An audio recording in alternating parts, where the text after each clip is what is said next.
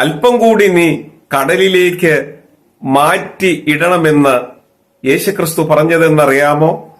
മനുഷ്യന്റെ പ്രകൃതി കടലിലാണെന്ന് പറയുകയും അതേ സമയത്ത് തന്നെ കരയോട് ചേർന്ന് കിടക്കുകയും ചെയ്യുന്ന ഒരു ന്യൂട്രൽ പരിപാടിയുണ്ട്.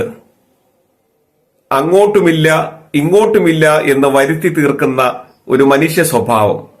കരയുമായി ചേർന്ന് കിടക്കുകയും താൻ കടലിലാണെന്ന് വരുത്തി തീർക്കുകയും ചെയ്യുന്ന ആ മനുഷ്യന്റെ പ്രകൃതിയെയാണ് ഇവിടെ കർത്താവ് എടുത്തു കാണിക്കുന്നത്.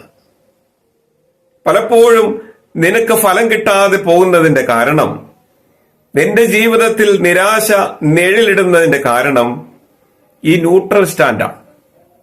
നീ ക്രിസ്ത്യാനിയാണെന്ന് അവകാശപ്പെടുകയും നീ ക്രിസ്തുവിൽ നിന്ന് അകലം പ്രാപിക്കുകയും